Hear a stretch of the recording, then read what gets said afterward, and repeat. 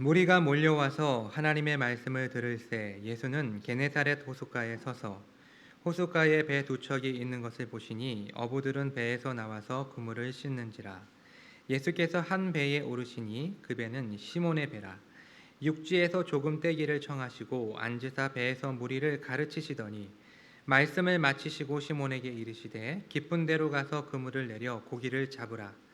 시몬이 대답하여 이르되 선생님, 우리들이 밤이 새도록 수고하였으되 잡은 것이 없지만은 말씀에 의지하여 내가 그물을 내리리이다 하고, 그렇게 하니 고기를 잡은 것이 심이 많아 그물이 찢어지는지라. 이에 다른 배에 있는 동무들에게 손짓하여 와서 도와달라 하니 그들이 와서 두 배에 채우매 잠기게 되었더라. 시몬 베드로가 이를 보고 예수의 무릎 아래에 엎드려 이르되 주여, 나를 떠나소서, 나는 죄인이로소이다 하니, 이는 자기 및 자기와 함께 있는 모든 사람이 고기 잡힌 것으로 말미암아 놀라고 세베대의 아들로서 시몬의 동업자인 야고보와 요한도 놀랐습니다. 예수께서 시몬에게 이르시되 무서워하지 말라. 이제 후로는 내가 사람을 취하리라 하시니, 그들이 배들을 육지에 대고 모든 것을 버려두고 예수를 따르니라. 아멘.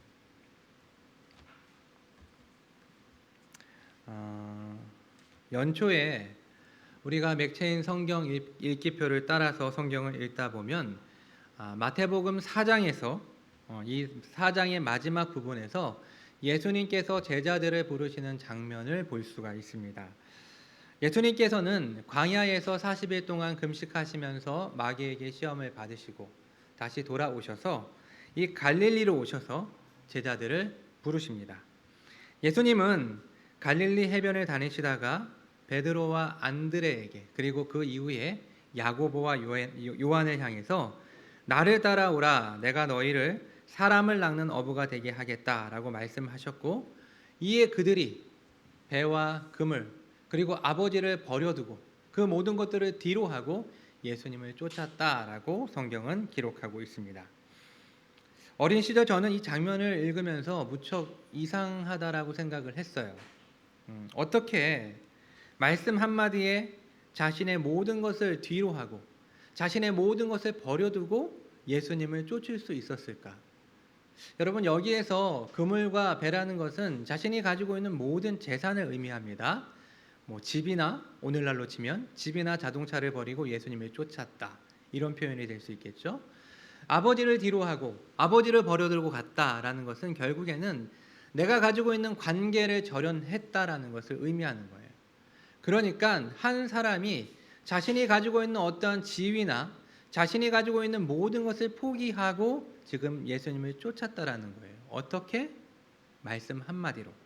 저는 그래서 이 본문을 읽을 때마다 어떻게 이런 일이 일어날 수 있을까라는 생각을 했습니다. 물론 부르신 분이 예수님이기 때문에 이것이 가능할 수 있겠지만 당시 저로서는 이 장면이 쉽게 이해가 되지 않았습니다. 사실 예수님께서 제자들을 부르시는 이 장면은 마태복음 4장, 마가복음 1장, 그리고 오늘 우리가 읽은 누가복음 5장 1절로 11절에 기록되어 있습니다. 사실 이 마태복음과 마가복음, 누가복음 이 세 복음서에 기록된 이 예수님을 부르는 장면은요, 좀 다릅니다. 특별히 마태복음과 마가복음은 그 내용이 상당히 유사하지만 누가복음은 그 내용이 좀 더 상세하고 많은 부분에서 이 두 복음서와는 차이점을 나타내고 있는 것을 볼 수가 있습니다. 먼저 두 복음서와 누가복음에서 사용된 이 그물이라는 단어가 달라요. 똑같이 우리나라 말로 번역이 될 때 그물이라는 단어로 번역이 됐지만 마태복음과 마가복음에서 사용했던 이 그물이라는 헬라어 원어와 누가복음에서 사용했던 헬라어 원어 그물이 달라요. 마태복음과 마가복음에서 사용했던 그물은 가까운 연안에서 얕은 물에서 던지는 투망 같은 그물이고, 누가복음에서 사용하는 그물은 굉장히 깊은 곳에서 저인망이라고 하죠. 이렇게 끌어당기는 굉장히 큰 그런 그물을 의미합니다. 그리고 누가복음에서는 예수님께서 베드로에게 집중하셔서 베드로를 중심으로 베드로를 끝까지 부르시는 그런 장면이 나오는데, 다른 복음서를 보면 베드로와 안드레 그리고 야고보와 요한을 부르시는 것을 볼 수가 있습니다. 그리고 두 복음서 마태복음과 마가복음에서는 예수님께서 제자들을 부르신 이후에 베드로의 장모를 고쳐주시지만 누가복음에서는 반대입니다. 먼저 4장에서 베드로의 장모를 고치신 다음에 오늘 5장에서 베드로와 제자들을 부르시는 것을 볼 수가 있습니다. 이뿐만이 아닙니다. 누가복음에서는 예수님께서 배를 타셨지만 두 복음서에서는 배를 타지 않았습니다. 누가복음에서는 굉장히 많은 물고기를 잡았지만 두 복음서에서는 물고기를 잡았다라는 기록이 없습니다. 정리해 보면 마태복음과 마가복음은 굉장히 유사한 그런 기사를 기록하고 있고 누가복음은 상당히 다른 상이한 기사를 기록하고 있는 것을 볼 수가 있습니다. 때문에 어떠한 사람들은 이 두 개의 이야기가 각각 다른 이야기라고 생각하는 사람이 있어요. 그래서 이 두 복음서에 기록된 이 내용이 첫 번째 베드로와 제자들을 부르는 이야기이고 중간에 베드로의 장모를 고치는 이야기가 있고 오늘 누가복음에 기록된 이야기가 다시 두 번째로 베드로와 제자들을 부르는 이야기라고 생각하는 사람들이 있습니다. 첫 번째 제자들을 부른 다음에 이 중간에 어떠한 시점에서 다시 업으로 돌아갔는데 다시 예수님께서 그들을 찾아가셔서 불렀다라고 생각하는 사람들이 있다라는 것이죠. 그러나 두 사건을 다른 사건이라고 볼 이유는 없습니다. 따라서 오늘 우리는 이 두 가지의 사건이 같은 사건이라는 것을 전제하면서 오늘 본문을 살펴보려고 합니다. 그렇다면 오늘 본문은 어떠한 내용이며 우리에게 어떠한 메시지를 주고 있을까요? 사실 오늘 본문은 우리에게 굉장히 익숙한 그런 본문이지만 사실 그 실제적인 내용에 대해서는 상당한 내용이 누락됐음에도 불구하고 그것을 모르고 있는 분들이 굉장히 많습니다. 그래서 오늘 우리는 차근차근 본문을 살펴보면서 그 의미를 정리해 보도록 하겠습니다. 비교적 예수님의 행적을 시간적인 순서대로 기록하겠다라고 이야기를 한 누가, 그리고 누가가 기록한 이 누가복음, 그리고 오늘 본문 5장의 앞에 있는 이 누가복음 4장에 따르면 그 내용들을 되짚어 보면 먼저 예수님께서는 갈릴리로 다시 되돌아오셨습니다. 그리고 여러 회당을 다니시면서 하나님 나라의 복음을 전하셨고 31절로 37절을 보면 예수님께서 더러운 귀신을 쫓아내는 장면이 나옵니다.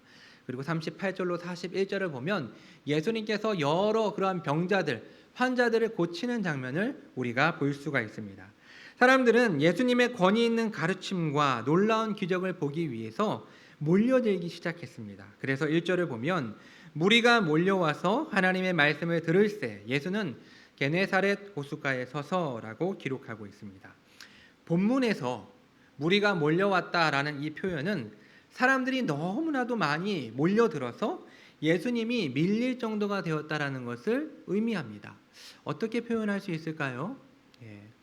제가 예전에 홍대 근처에 살았는데 잠깐 마실을 나갔는데 굉장히 유명한 연예인이 나타났어요. 유모 재석이라는 분이 런닝맨을 찍고 있었는데 딱 나타나니까 어떠한 일이 벌어졌을까요? 사람들이 막 몰려들기 시작했어요. 만약에 거기에 안전 요원이 없었다면 굉장히 큰 화를 당했을지도 모를 정도로 사람들이 순식간에 몰려들기 시작했습니다. 그런데 지금 예수님이 뭐 연예인은 아니지만 당시 굉장한 사람들로부터 주목을 받고 있는 상황이었기 때문에 그와 같은 장면이 지금 벌어지고 있었습니다.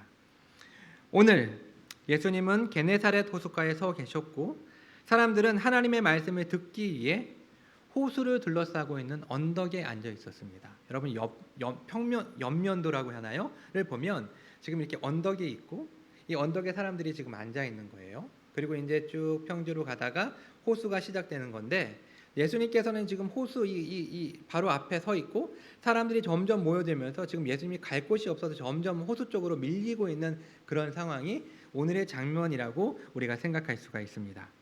자, 예수님께서는 이와 같은 상황 속에서 호숫가에 배가 두 척이 있는 것을 보시고 그 중에 한 배에 오르신 후 배를 육지에서 조금 띄워달라고 요청을 한 후에 배에 앉아서 무리들에게 가르침을 베풀기 시작했습니다.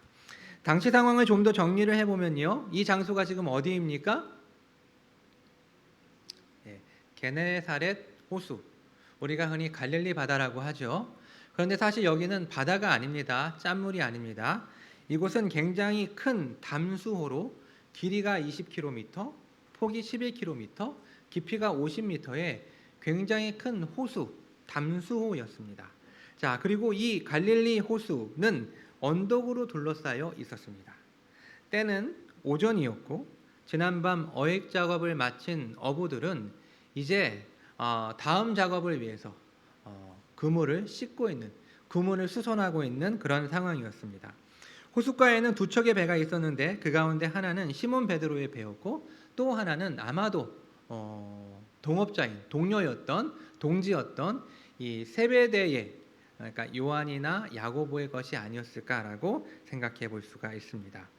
당시 일반적인 어선은요, 보통 4에서 6m, 그래서 선원이 4명 정도가 탑승할 수 있는 아담한 사이즈였습니다. 사람들 속에 둘러싸였던 예수님은 효과적으로 말씀을 전하기 위해서 지혜를 발휘해서 배에 오르셨고 무리 속에서 벗어나기 위해 배를 무태서 살짝 띄운 다음에 사람들을 향해 하나님의 말씀을 전하셨습니다.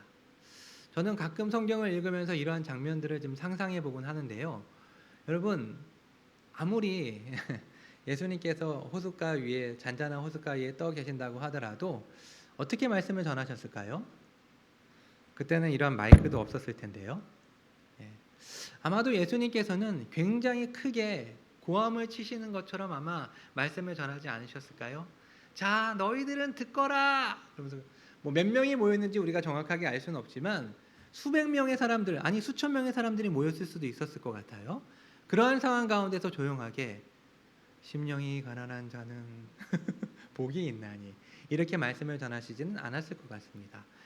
물론 뭐 초자연적인 어떤 현상이 나타나서 조용히 말씀하셔도 이 공간 속에서 울리면서 뭐 자연스럽게 크게 증폭되었는지는 모르겠으나 그래도 굉장히 큰 소리로 열정적으로 하나님 나라의 복음을 예수님께서 선포하셨을 것이라고 저는 생각이 듭니다. 자, 그런데 갑자기 분위기가 전환이 됩니다. 말씀을 마치신 후에 예수님은 시몬 베드로에게 이렇게 말씀하십니다. 깊은 데로 가서 그물을 내려 고기를 잡으라. 여러분, 이 말은요, 어떤 권유가 아닙니다. 한번 잡아보지 않을래? 한번 잡자. 이렇게 청유하는 문장이 아니라 지시하고 명령하는 문장입니다. 네가 가서 고기를 잡아라 라는 그러한 명령입니다. 이에 베드로가 뭐라고 대답했습니까? 5절 말씀이죠. 시몬이 대답하여 이르되 선생님, 우리들이 밤이 새도록 수고하였으되 잡은 것이 없지만은 말씀에 의지하여 내가 그물을 내리리이다 하고. 여러분, 지금 어떠한 상황입니까? 물고기들이 해가 높이 뜨면요, 바닷속 깊은 곳으로 내려가서 활동을 이렇게 잘 하지 않는다라고 합니다. 이 게네사렛 호숫가에서 물고기 잡이를 하기 위해서는 물고기들이 좀 더 활발하게 움직이는, 그래서 수면 가까이로 올라오는 이 야간에 작업을 해야 했습니다. 하지만 고기잡이로 잔뼈가 굵은 이 어부들이 지난밤 밤새도록 수고를 했지만 허탕을 치고 피곤한 몸을 이끌고 다음 작업을 기약하면서 지금 호숫가에 앉아서 지금 그물을 씻고 있는 그러한 상황이었습니다. 여러분, 그런데 예수님께서 깊은 데로 가서 그물을 내려 고기를 잡으라고 명령을 한 거예요. 이와 같은 상황을 어떻게 비유할 수 있을까요? 오랫동안 어떠한 업종에 종사한 전문가에게 비전문가가 갑자기 나타나서 감나라 대추나라 이렇게 이야기한다면 어떻게 되겠습니까? 물론 처음에는 호의로 생각하고 고맙게 생각할 수도 있겠지만 시간이 지나면 굉장히 자존심이 상하고 불쾌할 것입니다. 베드로는 바닷가에서 잔뼈가 굵은 어부였습니다. 일반적으로 베드로는 이런 상황에서 예수님의 그러한 지시를 듣고 예수님의 명령을 듣고 자존심이 상하고 화가 나는 것이 정상입니다. 무엇보다 예수님의 지시는 자신의 상식과 자신의 경험에 반하는 그와 같은 내용이었습니다. 아니, 어떻게 해가 지금 둥천에 떠 있는데 깊은 곳에 가서 그물을 내리란 말이야. 10중 8구 아마 100번 던져서 한 번 잡히면 정말 행운이라고 할 정도로 그간의 경험에 비추어 보았을 때 예수님의 이러한 지시는 굉장히 무모하고 하기 싫은 그러한 지시였을 것입니다. 하지만 베드로는 군소리 없이 예수님의 말씀에 순종을 합니다. 말씀에 의지하여 내가 그물을 내리리이다. 이때 베드로는 예수님이 보통 분이 아니라는 것을 알 수가 있었습니다. 이따 결론 부분에서 좀 더 상세하게 설명을 하겠지만 사실 베드로는 지금 예수님을 처음 만난 것이 아니었어요. 이 누가복음에 따르면 이미 4장에서 베드로의 장모의 열병을 예수님께서 고쳐주셨고, 그러니까 지금 베드로는 예수님을 적어도 두 번째 만난 그런 상황이었던 것이죠. 그러니까 베드로는 예수님의 그동안의 행적을 간접적으로 들은 것이 아니라 직접적으로 경험했던 사람으로서 예수님이 지시하셨을 때 설령 내가 그물을 내려서 내가 실패를 할지라도 헛수고를 할지라도 내가 저분의 말을 들어야겠다라는 그런 생각을 갖고 그 말씀에 순종을 해서 이행을 한 것입니다. 여러분 잘 생각해 보세요. 지금 베드로는 믿음을 갖고 있었는데 그 믿음은 예수님의 말씀에 순종해서 내가 그물을 던졌을 때 굉장히 많은 물고기가 잡힐 것이라는 믿음을 갖고 있었을까요? 아닙니다. 지금 베드로가 가지고 있었던 믿음은 순수하게 예수님을 향한 믿음이었어요. 내가 설령 실패할지라도 내가 저분의 말에 순종해야겠다. 저분은 어떠한 특별한 분이시다. 저분은 지금 뭔가 있다라는 생각을 갖고 예수님에 대한 믿음을 갖고 그 말씀에 순종을 한 것이었던 것입니다. 그런데 어떤 결과가 일어났습니까? 6절과 7절에 따르면 그물이 찢어질 정도로 고기가 많이 잡혔고 다른 배에 있는 동료들을 손짓해서 도움을 요청을 했는데 두 배가 거의 잠길 정도로 고기가 많이 잡히는 그러한 놀라운 기적을 경험하게 됩니다. 이와 같은 놀라운 기적을 경험한 베드로는 어떠한 행동을 보였습니까? 8절입니다. 시몬 베드로가 이를 보고 예수의 무릎 아래에 엎드려 이르되 주여 나를 떠나소서 나는 죄인으로소이다 하니 베드로는 지금 주님 앞에 엎드려서 자신의 죄인됨을 고백하며 주님께 자신을 떠나달라고 요청을 합니다. 베드로는 왜 이와 같은 행동을 한 것일까요? 이것은 마치 구약시대 선지자들이 주님을 만났을 때 주님의 임재 앞에서 보였던 행동과 굉장히 유사합니다. 이사야 6장 5절을 보면 이런 말씀이 있습니다. 그때 내가 말하되 화로다 나여 망하게 되었도다. 나는 입술이 부정한 사람이요 나는 입술이 부정한 백성 중에 거주하면서 만군의 여호와이신 왕을 배웠음이로다 하였도다. 에스겔 1장 28절을 보면 이런 말씀이 있습니다. 그 사방 광채의 모양은 비오는 날 구름에 있는 무지개 같으니 이는 여호와의 영광의 형상의 모양이라. 내가 보고 엎드려 말씀하시는 이의 음성을 들으니라. 내가 보고 엎드려 말씀하시는 이의 음성을 들으니라. 구약의 선지자들이 하나님의 임재 앞에서 가장 먼저 보였던 행동은 기뻐하고 즐거워한 것이 아닙니다. 위대하신 하나님, 절대적인 하나님 앞에서 자신의 더러움과 무가치함을 그들은 인식했고 죽을 수도 있다는, 내가 잘하면 죽을 수도 있다는 두려움에 빠지게 된 것입니다. 그런데 지금 베드로는 예수님께 동일한 반응을 보이고 있습니다. 즉 예수님이 하나님이라는 것을 베드로는 직감한 것입니다. 우리는 베드로가 예수님을 부르는 호칭의 변화를 통해서도 그것을 알 수가 있습니다. 맨 처음 그물을 던지기 전까지 베드로는 예수님을 선생님이라고 부릅니다. 헬라어로는 에피스타테스라고 합니다. 다른 복음서에서는 랍비라고 하는데 이 누가복음에서만 동일한 표현인 에피스타테스라고 이렇게 부릅니다. 이 선생님, 랍비라는 말은요, 우리가 그냥 흔히 사용하는, 오늘날 사용하고 있는 뭐 김 선생님, 이 선생님 그런 정도의 이야기가 아니라 실제로 나를 가르치는, 나에게 뭔가를 가르치는 나와 친밀한 관계에 있는 선생님, 나의 멘토라는 그런 의미가 담겨져 있습니다. 이렇게 선생님이라고 불렀던 베드로가 고기가 잡히고 난 이후에는 예수님을 향해 주님, 퀴리오스라고 예수님을 부르며 자신을 떠나달라고 요청을 합니다. 여기서 주님이라는 표현은 구약에서 하나님을 지칭하는 단어와 똑같은 단어입니다. 즉 베드로가 예수님을 하나님으로 인식했다라는 것을 우리는 이 호칭을 통해서도 알 수가 있습니다. 그런데 이러한 현상은요, 베드로에게만 나타난 것이 아닙니다. 9절과 10절을 보면 함께했던 동지들이 이 기적, 이 고기를 잡힌 것으로 인해 놀랐고 그 가운데 동지였던 세베대의 아들 야고보와 요한도 놀랐다라고 성경은 기록하고 있습니다. 이 놀람은요, 그냥 깜짝 놀라는 서프라이즈 정도가 아닙니다. 그것을 넘어서는 무서움, 두려움입니다. 절대적인 하나님 앞에서 느낄 수 있는 자연스러운 감정, 하나님을 경외하는 그러한 감정을 의미합니다. 그러자 예수님은 시몬에게 이렇게 말씀하십니다. 무서워하지 말라. 시몬은 이제 안심시키시는 것이죠.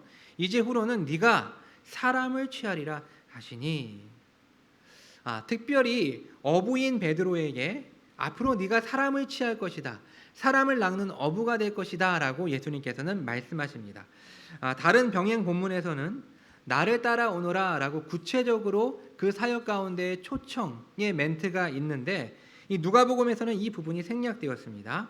하지만 앞으로 네가 사람을 취할 것이다 라는 이 문장 속에는 베드로가 해야 할 그 사명, 앞으로 베드로가 하게 될 그 사명의 내용이 포함되어 있기 때문에 제자로서의 초청이 담겨져 있습니다.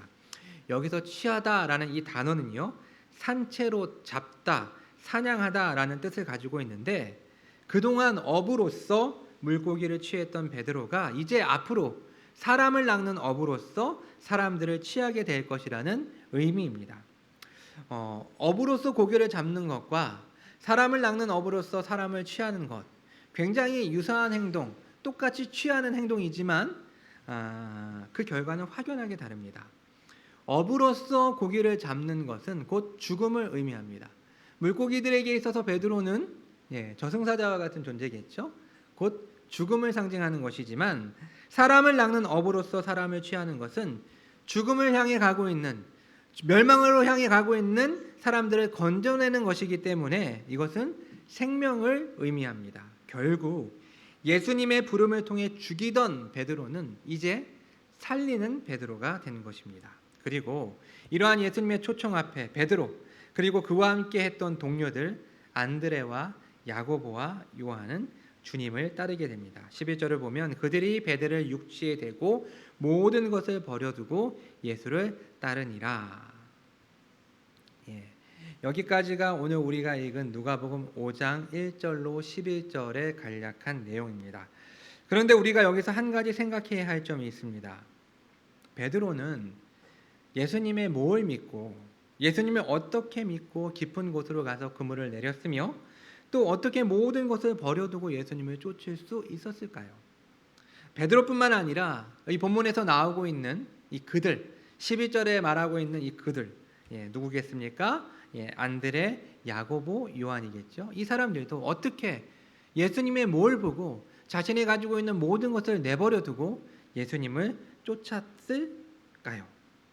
예수님을 쫓을 수 있었던 이유, 그 까닭은 과연 무엇일까요? 제가 과거에 오해했던 것처럼 이 명령을 내리시는 분이 예수님이시니까 그냥 단순하게 예수님께서 그들의 생각을 초자연적인 능력으로 바꾸셔서 마치 체면을 거는 것처럼 바꾸셔서 자, 나를 따르라 라고 얘기했을 때 순간적으로 그들의 마음이 바뀌어서 자신의 모든 것을 버려두고 예수님을 쫓았던 것입니까? 여기서 우리는 과거 우리가 함께 나누었던 요한복음 1장의 내용을 살펴보려고 합니다. 요한복음 1장 35절 이하의 내용을 보면 예수님께서는 최소 5명의 제자들을 만나는 것을 볼 수가 있습니다. 먼저 세례 요한의 제자로 있던 요한과 안드레. 이 요한과 안드레가 세례 요한이 예수님을 증언하는 그 이야기를 듣고 예수님을 쫓게 됩니다.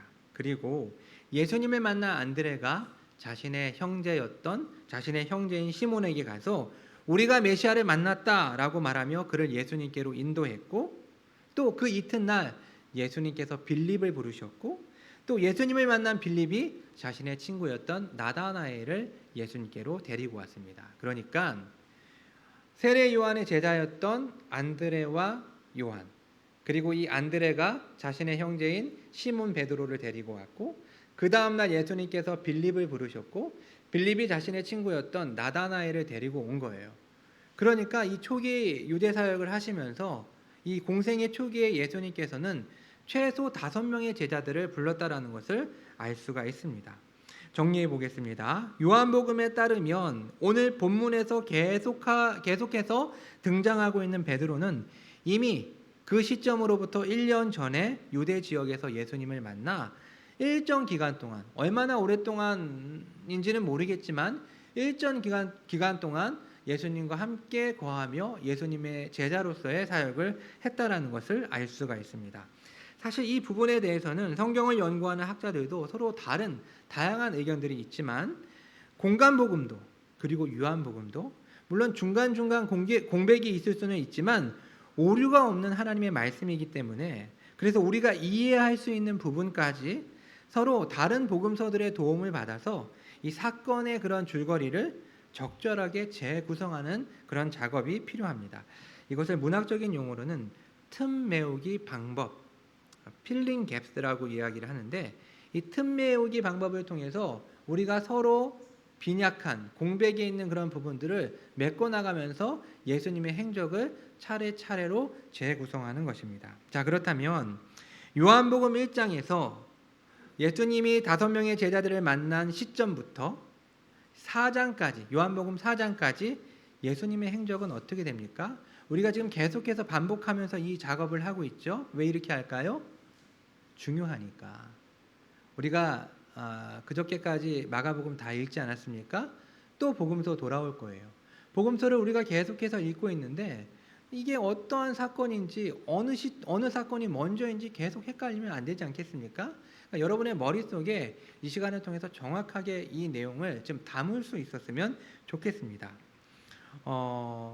최소 5명의 제자를 만난 예수님께서는 먼저 갈릴리 가나로 이동하셔서 그 가나의 혼인잔치에서 물로 포도주를 만드는 기적을 베푸시고, 제자들과 함께 가버나움을 경유해서 명절을, 6월절 명절을 맞이해서 이제 예루살렘으로 올라가십니다. 그리고 그 명절 예루살렘으로 올라가신 후에 바로 성전을 깨끗하게 하시고 그 명절 기간 동안에 그곳에 머물면서 많은 기적을 베푸십니다. 그 기적을 베푸는 장면을 목격했던, 집중해서 주위에서 보고 있었던 사람들이 있습니다. 그 가운데 대표라고 할 수 있는 니고데모가 한밤중에 예수님을 찾아왔고, 예수님께서는 그 이후에 최소 8개월 동안 이 유대 지역에 머물면서 제자들과 함께 사람들에게 세례를 베풀었습니다. 그리고 시간이 지나면서 오히려 세례 요한보다 인기가 더 높아지자 유대의 종교 지도자들은 예수님을 주목하기 시작했고, 그 시선을 느낀 예수님께서는 그곳에서의 사역을 정리하고 8개월 동안의 초기 유대 사역을 정리하고 이제 사마리아를 경유해서 다시 갈릴리 지역으로 돌아오셨습니다. 그리고 두 번째 표적, 이 갈릴리 가나에서 왕의 신하의 아들을 고치셨고, 또 나사렛으로 이동하여서 회당에서 말씀을 전하신 이후에 고향 사람들로부터 죽을 뻔한 그런 위기를 극복하고 이제 약 1년 4개월 동안 구원 사역, 예수님의 공생애 가운데 가장 긴 시간 동안 갈릴리에서 사역을 하시는데, 이 가버나움을 거점으로 삼아서 예수님께서는 사역을 시작하십니다. 이것이 간략한 예수님의 지난 행적이라고 할 수가 있습니다. 그런데 문제는요, 이 사복음서가 이 기간 동안에 예수님과 함께했던 제자들이 누구인지, 몇 명인지 정확하게 기록하고 있지 않다는 것입니다. 게다가 이 초기 5명의 제자 가운데 오늘 본문에 나오는 사람들이 겹쳐요. 몇 명이 겹칩니까? 베드로, 안드레, 요한, 그러니까 야고보를 제외한 3명의 제자들이 겹치고 있습니다. 그래서 만약에 이 세 사람이 제자로서 활동을 하다가 어느 시점에 자신의 번호부로 이렇게 돌아온다면, 업으로 돌아온 것이라면, 이들이 떠난 이후 예수님은 누구 남은 거예요? 빌립과 나다나엘 2명을 데리고 사역을 하셨던지, 아니면 이들 말고 또 다른 제자들이 있었을지도 모르겠습니다. 물론 이것은 추론입니다. 그런데 사실 12명의 제자 가운데 어떻게 부름을 받았는지 정확하게 알 수 없는 제자들이 또 많아요. 그러니까 우리가 이것을 정확하게 알 수가 없습니다. 분명한 것은 이 세 명의 제자들은 온전히 풀타임으로 제자의 사역을 감당한 것이 아니었습니다. 공생의 초기 유대 지역에서 맨 처음 부름을 받고 난 이후부터 오늘 예수님께서 그들을 두 번째로 부르는 이 시간까지 이 중간에 이 사이에 분명하게 언제 어디서인지는 알 수가 없지만 다시 그들은 고향으로 돌아와 고기를 잡으며 살고 있었고, 오늘 본문에서 다시 자신들을 찾아온 예수님의 부름 앞에 자신의 모든 것을 포기하고 전적으로 주님을 쫓았던 것입니다. 이렇게 생각해 보면 앞뒤가 이렇게 맞는 이야기들이 좀 있어요. 예수님이 왜 굳이 베드로와 그의 동료들이 고기를 잡고 있는 곳으로 오셔서 사람들에게 하나님의 말씀을 전하셨을까? 다른 장소도 굉장히 많았을 텐데 굳이 그 옆으로 와가지고 왜 복음을 전하셨을까? 또 배를 띄워서 말씀을 다 전하신 이후에 왜 뜬금없이 베드로에게 그리고 그 동료들에게 깊은 곳에 가서 그물을 내려 고기를 잡으라고 명령하신 그런 이유, 그 까닭은 과연 무엇일까? 이러한 정황들을 생각해 볼 때 물론 다른 이유도 우리가 생각해 볼 수 있겠지만 예수님께서 다시 이들을 부르기 위한 의도가 아니었을까라고 생각해 볼 수가 있습니다. 이제 말씀을 정리하도록 하겠습니다. 피곤하시죠? 고개를 드시고 이제 막바지입니다. 결국 예수님은 자신의 제자들을 초자연적인 능력이나 체면을 통해서 부르신 것이 아니라 먼저 그들을 찾아 접촉하셨고 또다시 그들을 찾아오셔서 인격적으로 그들을 부르셨습니다. 즉 예수님은 먼저 제자들을 찾아오시고 부르셨지만 충분히 그들이 자발적으로 주님을 쫓을 수 있는 기회를 허락하셨습니다. 사랑하는 성도 여러분, 이제 우리는 오늘 성경에 기록된 이 인물들처럼 예수님의 사도가 될 수는 없습니다. 이 사도는 예수님의 시대에 특별히 교회를 탄생시키고 성장을 하기 위해 세우신 특별한 직분입니다. 때문에 주 100년 즈음에 사도 요한이 소천한 이후로 이 사도라는 직분은 더 이상 존재하지 않습니다. 물론 지난 세기에 시작되어서 오늘날 유행을 하고 있는 신사도 운동이라는 것이 있는데 이들은 초대교회와 같은 사도가 오늘날에도 존재를 하고 새로운 시대에는 새로운 사도들이 교회를 주도해야 한다는 주장을 하고 있지만 이것은 터무니없는 주장입니다. 이들에 대해 아직까지 교단이 이단이라는 판정을 내리지는 않았지만 무척 건강하지 못한 무리이고 성경보다 자신들의 어떠한 즉각적인 직통직해를 의지하는 그런 위험한 무리라고 할 수가 있습니다. 그래서 보수적인 고신교단과 합신교단은 교류 금지, 참여 금지 판정을 내렸습니다.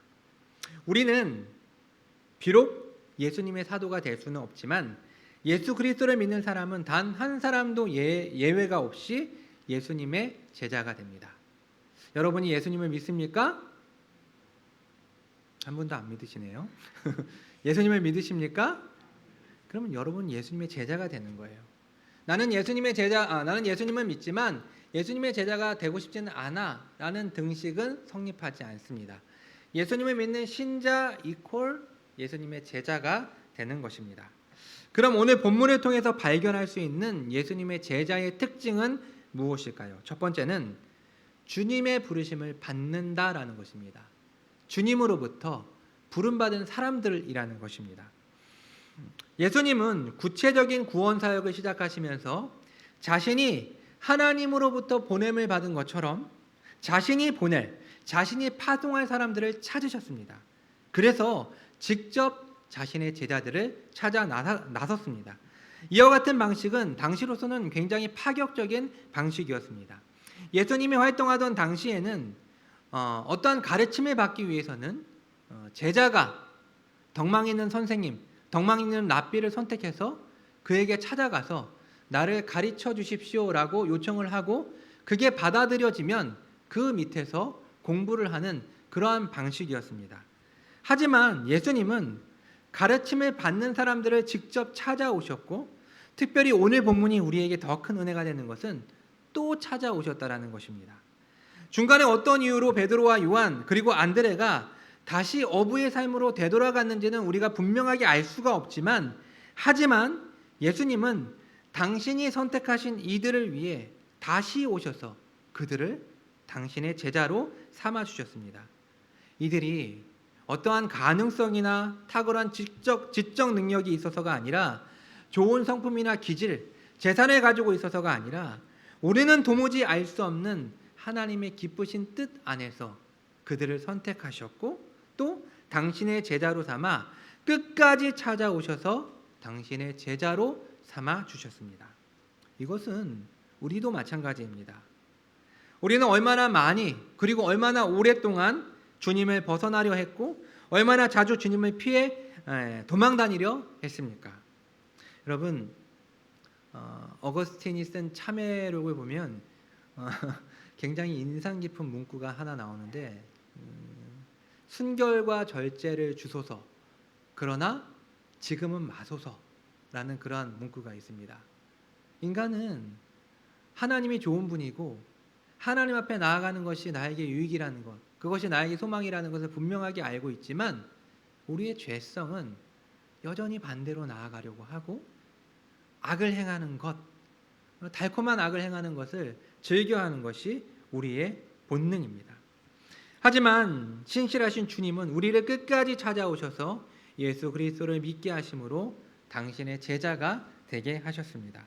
저와 여러분이 이렇게 엉덩이를 붙이고 앉아서 예배를 드릴 수 있는 것은 여러분의 선택과 여러분의 공로, 여러분의 의지가 아닙니다.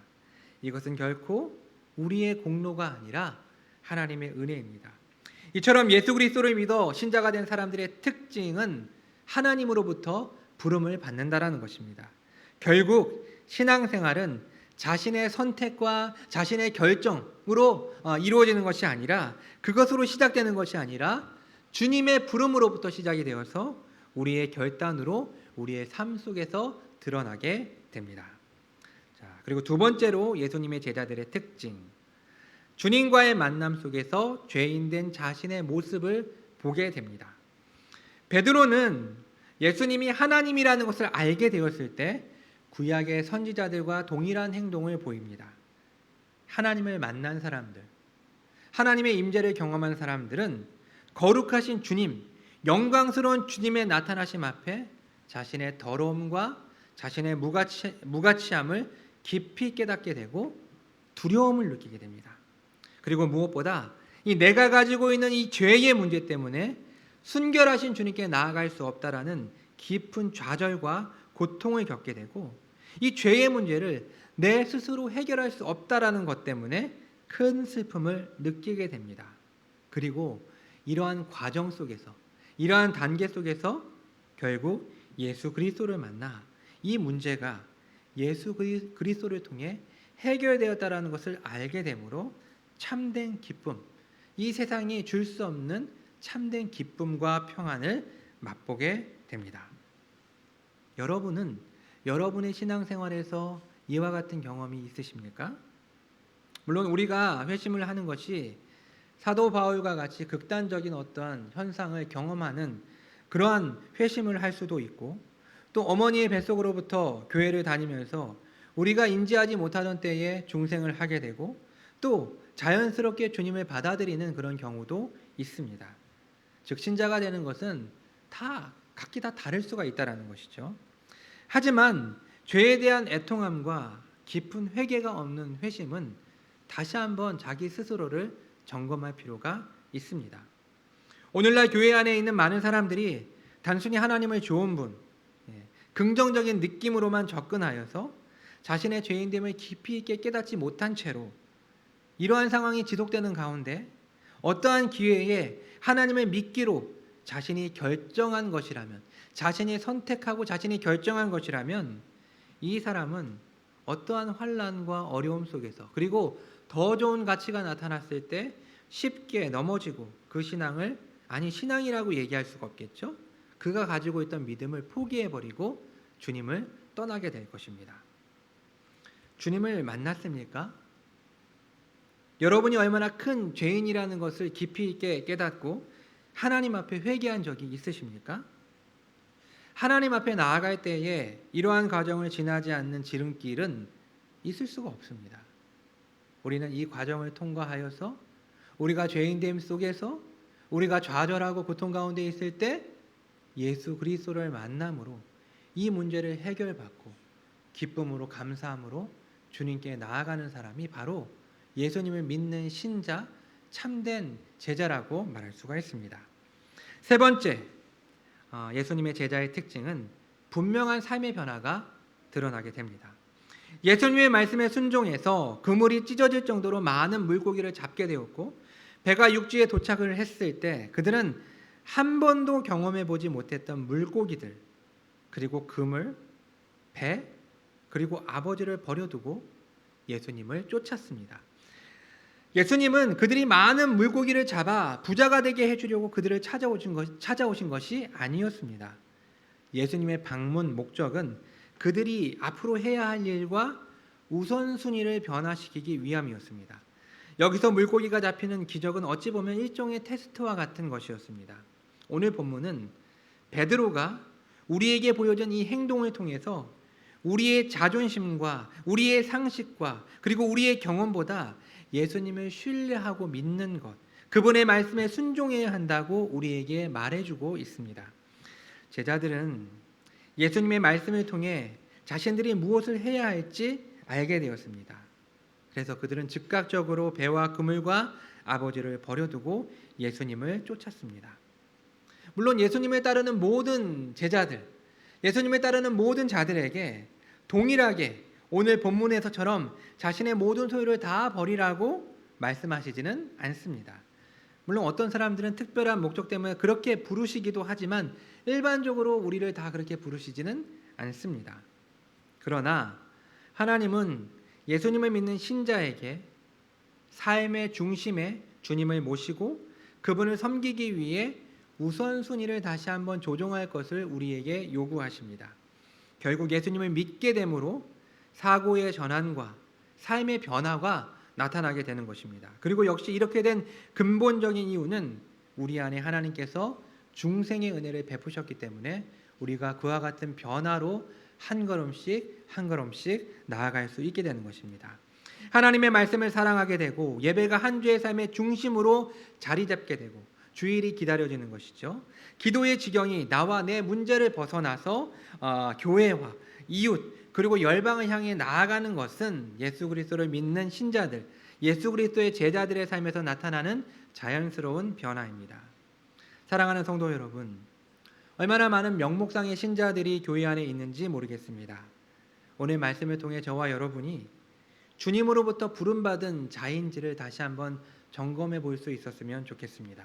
무엇보다 가장 먼저 하나님과 우리의 사이를 가로막고 있던 이 죄의 문제를 확실하게 해결하고 예수 그리스도를 통해서 우리가 은혜의 보좌 앞으로 담대하게 나아갈 수 있는 하나님의 자녀, 하나님의 예수 그리스도의 제자가 되었는지를 다시 한번 점검해 볼 수 있었으면 좋겠습니다. 또한 우리의 삶 속에서 우선순위의 변화가 일어나 아버지의 이름과 뜻과 나라를 위한 바램과 기도가 내 삶을 통해 드려지고 이루어지고 있는지를 점검할 수 있었으면 좋겠습니다.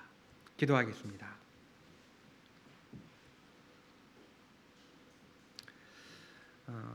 하나님 아버지, 우리의 선택과 우리의 결정이 아닌 예수님께서 우리를 찾아오시고 또 찾아오시고 또 찾아오셔서 우리를 믿게 하시고 우리를 당신의 자녀로 삼아주신다라는 사실을 오늘 본문을 통해서 알게 하시니 감사를 드립니다.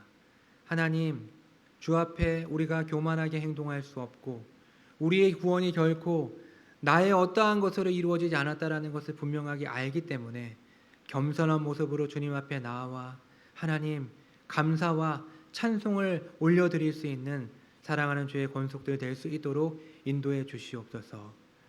혹 이 가운데 아직까지 자신이 죄인임을 모르고 있는 아버지 하나님 지체들이 있다면 하나님께서 그들을 찾아가 주시고 그들을 만나 주셔서 자신의 그 죄의 문제를 예수 그리스도 앞에 온전하게 해결할 수 있게 하여 주시고 그래서 참된 신자로서의 삶, 참된 제자로서의 삶이 그의 삶 가운데 온전하게 이루어질 수 있도록 인도해 주시옵소서.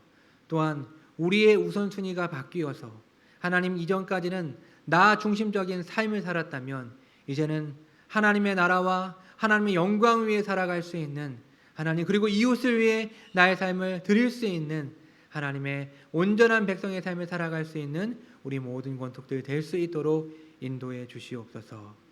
하나님 아버지, 우리 사랑하는 주의 권속들이 거저 왔다 거저 돌아가지 않게 하여 주시고, 오늘 우리에게 주신 이 하나님의 말씀을 기억하고 단 하나의 말씀이라도 붙들고 간절하게 기도하는 가운데 하나님, 우리에게 은혜를 베풀어 주셔서 그 말씀을 통하여서 변화될 수 있는 귀한 우리 모든 권속들 될 수 있도록 주님께서 은혜를 베풀어 주시옵소서.